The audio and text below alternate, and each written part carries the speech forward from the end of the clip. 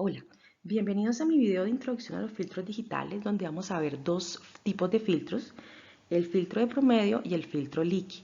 Mi nombre es Dora María Ballesteros. Para poder entender el tema de los filtros digitales, se hace necesario primero repasar algunos conceptos de los sistemas lineales invariantes en el tiempo. Un sistema lineal invariante en el tiempo tiene una entrada x de n y una salida y de n, aplicando algunas operaciones como de adición, como de multiplicación y como de retardo. En términos de linealidad, decimos que mi sistema es lineal dado que la salida de la suma es la suma de las salidas. Adicionalmente, si el sistema es LTI y causal, decimos que depende únicamente de valores de la señal de entrada y de salida en tiempos pasados del tiempo actual. Otro, concepto que debemos revisar o repasar es el concepto de la convolución.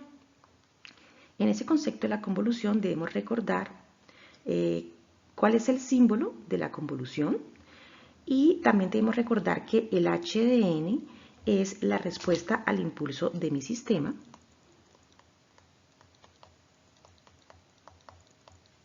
De tal manera que si yo conozco la respuesta al impulso de mi sistema y la convoluciono con la entrada, puedo conocer el valor de salida aplicando las siguientes operaciones matemáticas. Realizo una sumatoria desde menos infinito a infinito de x de k por h de n menos k.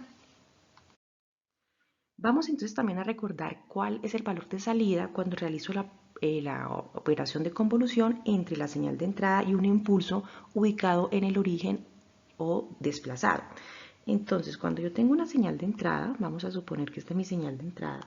Tengo una señal de entrada 0, 1, en 2. Vamos a suponer que esta es la señal de amplitud 1, 2 y 3. Y la voy a convolucionar con el impulso que está ubicado en el origen de amplitud 1, el valor de salida es exactamente la misma señal.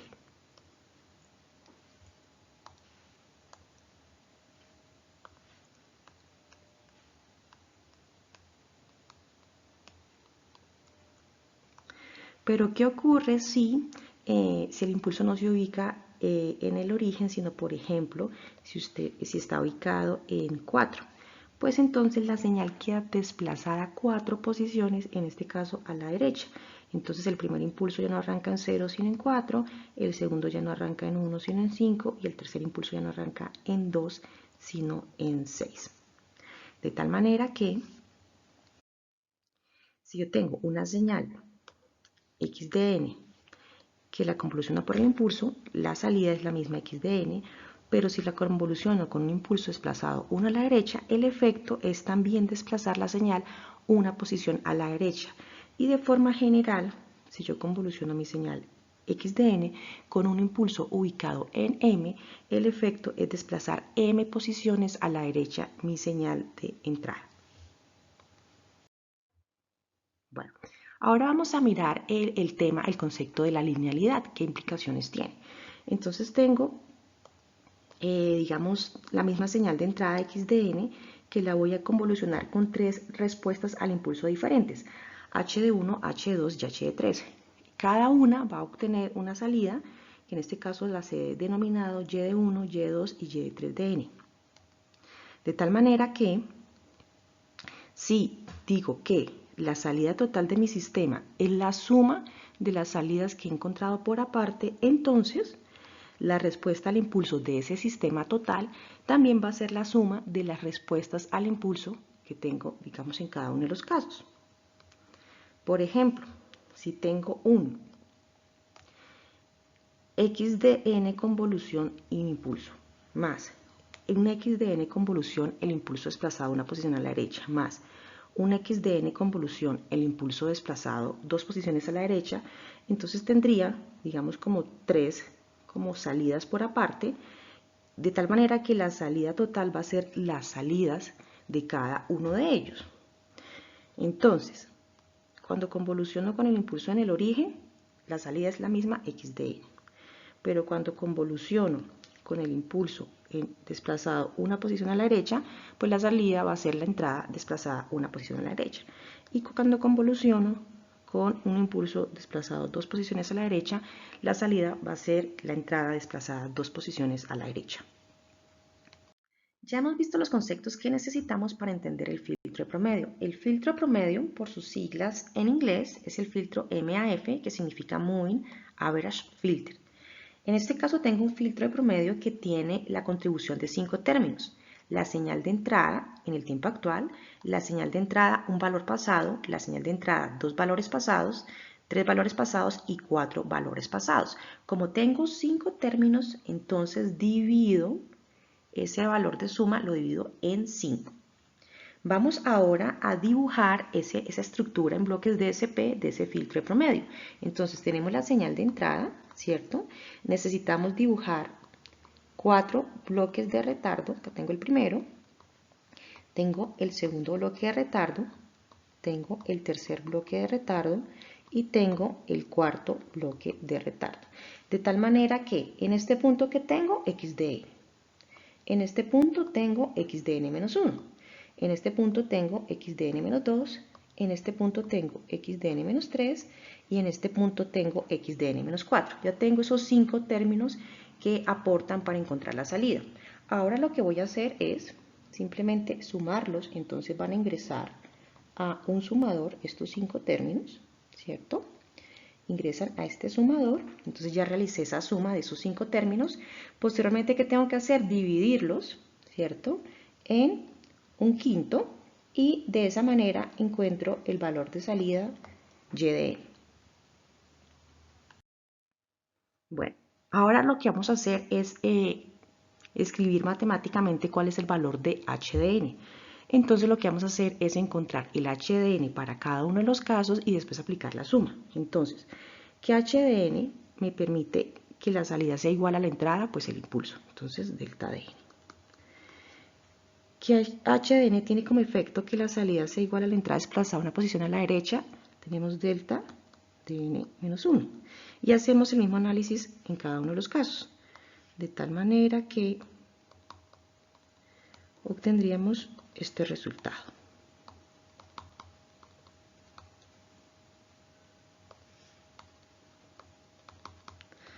Listo, entonces ya tenemos las 5 respuestas al impulso, digamos, para cada una de las partecitas que hace parte de esa ecuación. Entonces, aplicando la propiedad de linealidad, lo que vamos a hacer ahora es simplemente sumar estas respuestas al impulso, las vamos a dividir en 5 y esta sería la respuesta al impulso de mi sistema. Podemos, digamos, compactar este resultado obtenido de la siguiente manera. Decimos que H de N para este ejemplo es igual a un quinto de la sumatoria desde 0 a 4 de delta de N menos K. Revisemos que el primer impulso no está desplazado y que el último impulso está desplazado 4 posiciones. De tal manera que si M es igual a 5, el valor de desplazamiento, digamos, que voy a obtener máximo en el impulso va a ser 4. Bueno, vamos ahora a mirar el tema de generalización del filtro de promedio. Tenemos que en un filtro de promedio, Y de N es igual a 1 sobre M de la sumatoria desde 0 hasta M-1 de X de N menos K. Este filtro de promedio tiene una respuesta al impulso igual a H de N 1 sobre M de la sumatoria desde 0 hasta M-1 de delta de N menos K. ¿Cuál es la diferencia que existe entre esta ecuación de Y de N y la ecuación de H de N? La diferencia que existe es que en el primer caso vamos a tener X de N menos K y que en el segundo caso vamos a tener es delta de N menos K. Gráficamente decimos que la respuesta al impulso de un filtro de promedio va a tener M impulsos, digamos por defecto, el impulso va a arrancar en 0 el primero, el segundo en 1 y así sucesivamente hasta el valor M menos 1. ¿Y cuál es la amplitud de esos impulsos? La amplitud es 1 sobre M. Este filtro de promedio, ¿qué efecto tiene sobre la entrada? tiene un efecto suavizante proporcional a M, es decir, va a ser más suave esa salida a medida que el M sea más grande. A nivel de operaciones, tenemos que ese número de operaciones y esas, digamos, esos bloques de almacenamiento van a ser proporcionales a M. Es decir, que vamos a necesitar más recursos a medida que M aumenta. De tal manera que hay algunas, digamos, implicaciones del M alto, implicaciones de ventajas e implicaciones de desventajas. La implicación de ventaja es que a medida que el M se hace más grande, entonces tengo un efecto de suavizado mayor, esa es una ventaja, pero pues tenemos una desventaja, pagamos un precio y es en términos de recursos computacionales y de memoria. De tal manera que si sabemos que es, digamos, adecuado tener un M alto, pero tiene algunas desventajas, ¿podríamos de alguna manera evitar ese costo computacional asociado a ese M grande? La respuesta es que sí. Hay una opción y se llama la estructura integrador Leaky. Este integrador Leaky funciona muy parecido al filtro de promedio cuando el M es grande. Esa es, digamos, como la condición. La ecuación de este integrador Leaky es de la siguiente manera. La salida es igual a un lambda que multiplica a la salida en un valor de tiempo anterior más 1 menos lambda que multiplica a la entrada, donde lambda la obtenemos como m menos 1 sobre m, de tal manera que si el m es grande, si el m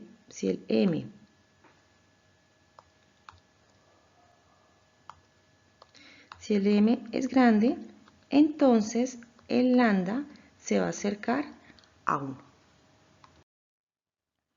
Acá tenemos, digamos, de nuevo la ecuación de ese integrador Leaky para dibujar en diagramas de bloques de SP precisamente esta relación entrada-salida de mi sistema. Entonces tengo la señal de entrada x de n, vamos acá a hacer un sumador, acá tenemos la salida y de n, vamos a hacer acá un bloque de realimentación con un retardo, un bloquecito de retardo, y la salida ingresa a este punto. Entonces, por un lado sabemos que x de n está multiplicado por 1 menos lambda. ¿Listo? Para hacer este término de la ecuación. Y por otro lado sabemos que el y de n menos 1 está multiplicado por lambda. De tal manera que en este punto tengo y de n, en este punto tengo y de n menos 1 y el resultado pues queda multiplicado por lambda. Y pues con esta, digamos, la entrada al sumador, pues simplemente estoy haciendo esta partecita de la ecuación y así obtenemos el valor de salida y de n. Este es un sistema realimentado similar, no igual, pero sí similar, a la estructura de Karp+Strong que vimos en un video anterior. Listo, entonces, ese integrador Leaky, de nuevo hago énfasis que el m es grande, debe ser grande, de tal manera que vamos a suponer, para este ejercicio, que el m es igual a 10/100.000.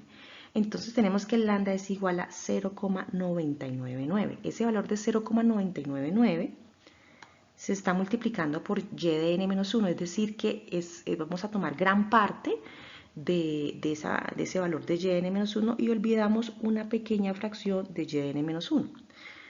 Por otro lado, este término de 1 menos lambda se hace un término muy pequeñito, precisamente porque lambda es muy cercano al 1, entonces este término se hace muy cercano al 0. Entonces vamos a sumar una pequeña fracción de la señal de entrada. Bueno, ¿cuál es la respuesta al impulso del integrador Leaky? ¿Será que es la misma del filtro de promedio si tiene como un efecto similar de suavizado? Entonces vamos a mirar si es la misma o es diferente. Entonces, de nuevo vamos a partir de la ecuación del filtro. En este caso, y de n es igual a lambda y de n menos 1 más 1 menos lambda. Y lo que vamos a hacer es reemplazar esa señal x de n por la señal impulso. De tal manera que y de 0 va a ser igual a lambda de y de menos 1, por condiciones iniciales es 0, más 1 menos lambda, la señal de entrada, que es el impulso. Entonces nos quedaría que el resultado es 1 menos lambda. Entonces el valor de amplitud de ese impulso en el origen es 1 menos lambda. Posteriormente hacemos y de 1 sería lambda y de 0 más la señal de entrada multiplicado por 1 menos lambda, pero pues como solamente estamos evaluando la respuesta al impulso, en la posición E1 la entrada es 0, entonces simplemente la salida me quedaría lambda por el valor de y de 0, que era 1 menos lambda. Cuando n vale 2 me quedaría que y de 2 es igual a lambda y de 1, lo mismo, acá este término se me vuelve 0, entonces simplemente me quedaría lambda por el valor anterior, que es lambda por 1 menos lambda, y finalmente tendría lambda al cuadrado por 1 menos lambda. De forma general, decimos que la respuesta al impulso de este filtro Leakey va a ser igual a y de n es igual a lambda a la n por 1 menos lambda. Y este resultado es válido para todos los n mayores o iguales a 0. Es decir que aun cuando ese impulso sea haciendo esa amplitud más pequeñita a medida que el n aumenta, pues no es igual a 0. Entonces tendría infinitos impulsos en esa respuesta al impulso, desde 0 hasta infinito. Esto hace que este filtro Leakey se comporte como un filtro de respuesta al impulso infinita. Mientras que el filtro de promedio, que solamente tenía m impulsos diferentes de 0, se comporte como un filtro de respuesta al impulso finita. Bueno, en este video vimos dos ejemplos muy sencillos de los filtros digitales, un filtro de promedio, que es un filtro FIR de respuesta al impulso finita, y un filtro Leakey, que es un filtro IR de respuesta al impulso infinita, y que tienen un efecto muy similar sobre la señal de entrada, que es un efecto de suavizado cuando el M es grande. Los dos filtros se comportan de manera muy similar. Si te gustó este video, te invito a que le des un like y que te suscribas a mi canal. Hasta una próxima.